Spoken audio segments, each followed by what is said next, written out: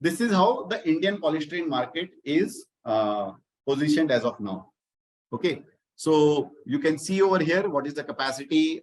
The capacity has actually gone down. You can see FY17 it was 4,71,000 metric ton, and in FY22 it has come down to 381. And the major reason for that is there was one major player of polystyrene in the market by the name of LG Brothers. I think I'm taking the name right. This company had a big mishap in FY20 where there was a fire in their facility, and that led to loss of life as well. So government immediately acted upon it, and they have to stop their capacity immediately. That led to a huge loss of, so when you're seeing the capacity going down from 471 to 381, that was majorly because of LG Balakrishnan factory's mishap.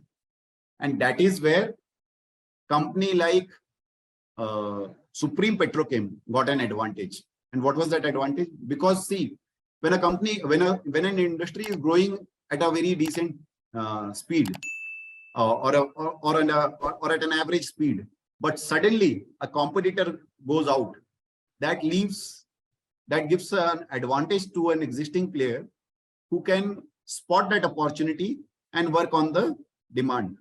So in FY21 and FY22, demand actually increased, and you can see in the last line from 262, demand has increased to 3 lakh now, right? So demand in that period actually increased and capacity was going down. That was the time when player like Supreme Petrochem cash in, and they became aggressive. They also set up their own, they increased their own capacity so that to cater this void demand which was there, right? So this is how the industry is. And if you look at the growth drivers, there are 2-3 major growth drivers. One is domestic manufacturing of advanced refrigerators.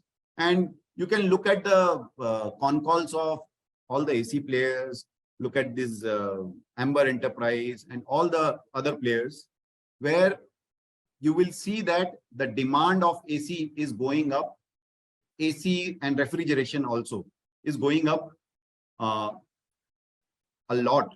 And maybe the PLR scheme, which the government has announced recently, that has also have to do a lot with it. But because of this growth, there is the demand for polystyrene, which is used in these products, is getting a little impetus, which was not there in the past, right?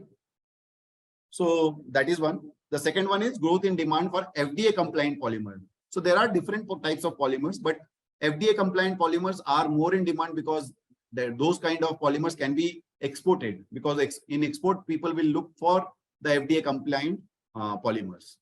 And the third one is growth in the usage of disposable plastic cutleries and other kitchenware. We all know about ourselves. We see all around ourselves in our family, with our friends and all, how much we are eating on the go, how much we are ordering outside home food, and that will lead to the huge demand for these kind of disposable plastic cutleries. And in those, polystyrene is a very important material.